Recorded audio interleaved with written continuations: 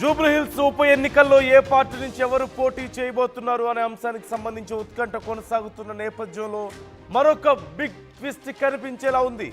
కవితతో మాజీ ఎమ్మెల్యే విష్ణు భేటీ అయ్యారు. 30 నిమిషాల పాటు కవితతో సమావేశమయ్యారు.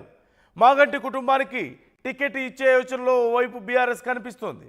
తెలంగాణ జాగృతి తరపున విష్ణు బరిలో ఉంటారు అంటూ మరికొంతమంది ప్రచారం చేస్తున్నారు. పీజేఆర్ అస్త్రాన్ని కవిత ప్రయోగించబోతున్నారా అనే ప్రశ్న ఈ నేపథ్యంలో తెర మీదకు వస్తోంది. తాను బీఆర్ఎస్లోనే ఉంటున్నారంటూ మరోవైపు విష్ణువర్ధన్ చెప్తున్నారు. ఈ నేపథ్యంలో ఏం జరగబోతోంది, అసలు ఎందుకు భేటీ అయ్యారు అనే ప్రశ్న ఇక్కడ తెర మీదకు వస్తుంది. ఇప్పటికే బీఆర్ఎస్కి కవితకి చాలా గ్యాప్ కనిపిస్తోంది. పార్టీ నుంచి అక్కడ మెంబర్షిప్ తీసివేయడం కానీ, ఆ తర్వాత ఎమ్మెల్సీ పదవికి రాజీనామా చేయడం కానీ, ఇవన్నీ జరిగినటువంటి పరిణామాలు. తెలంగాణ బొగ్గు గని కార్మిక సంఘానికి గౌరవ అధ్యక్షురాలుగా ఉన్న నేపథ్యంలో అక్కడి నుంచి తొలగించడం కానీ, అలాగే కవిత చేసినటువంటి వ్యాఖ్యలు, జరిగినటువంటి తతంగం అంతా మనం చూస్తూనే వస్తున్నాం. పూర్తిగా గ్యాప్ కనిపిస్తుంది, క్లియర్గా గ్యాప్ మెయింటైన్ అవుతుంది. ఇలాంటి తరుణంలో విష్ణువర్ధన్ కవితతో భేటీ అవడం రకరకాలైనటువంటి ఆలోచనలకు తావిస్తుంది. కవితతో ముందు రాజకీయ భవిష్యత్తుని నిర్ణయించుకోబోతున్నారా అని, అలాగే జాగృతి తరపున జూబ్లీహిల్స్ ఉప ఎన్నికల్లో పోటీ చేయబోతున్నారా, పీజేఆర్ అస్త్రాన్ని ఉపయోగించబోతున్నారా జూబ్లీహిల్స్ ఉప ఎన్నికల్లో అనేది పెద్ద చర్చ.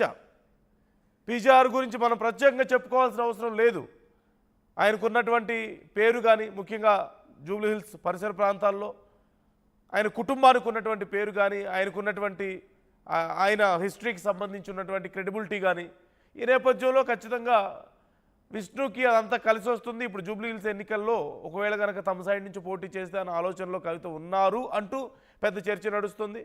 బీఆర్ఎస్లోనే ఉన్నాను నేను అంటూ విష్ణు చెప్పినప్పటికీ కూడా కలవడం పట్ల, అందులోనూ ఇలాంటి ఇంత గ్యాప్ మెయింటైన్ అవుతూ ఒక రకమైనటువంటి రాజకీయంగా ఫైట్ నడుస్తున్న తరుణంలో కవితకి బీఆర్ఎస్కి మధ్యలో ఈ తరుణంలో వెళ్ళి కలవడం అనేది చాలా పెద్ద అంశంగా మారింది. ఒకసారి అసలు విష్ణు ఏమన్నారో చూద్దాం. రాబోయే రోజులు ఎల్లప్పుడూ కూడా రామన్ ఎంబడే ఉంటా అంటూ ఎంబడి ఉంటాను. మళ్ళీ ఇంతకుముందు కూడా చెప్పినా, అప్పుడు అక్కడ నిలబడి చెప్పినా, ఇప్పుడు ఇక్కడ ఇంతకుముందు కూడా చెప్పినా, అప్పుడు అక్కడ నిలబడి చెప్పినా, ఇప్పుడు ఇక్కడ నిలబడి ఆయనకు ప్రమోషన్ భగవంతుడు ఇస్తే ఆటోమేటిక్ నాకు కూడా ప్రమోషన్ ఉంటుంది. కాబట్టి ఎల్లప్పుడూ ఆయన వెంబడే ఉంటా.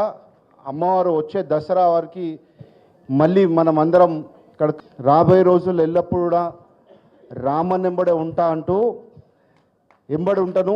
మళ్ళీ ఇంతకుముందు కూడా చెప్పినా, అప్పుడు అక్కడ నిలబడి చెప్పినా, ఇప్పుడు ఇక్కడ ఇంతకుముందు కూడా చెప్పినా, అప్పుడు అక్కడ నిలబడి చెప్పినా, ఇప్పుడు ఇక్కడ నిలబడి ఆయనకు ప్రమోషన్ భగవంతుడు ఇస్తే ఆటోమేటిక్ నాకు కూడా ప్రమోషన్ ఉంటుంది. కాబట్టి ఎల్లప్పుడూ ఆయన వెంబడే ఉంటా. అమ్మవారు వచ్చే దసరా వారికి సో నేను రామన్నతోనే ఉంటానంటూ విష్ణు అంటున్నారు.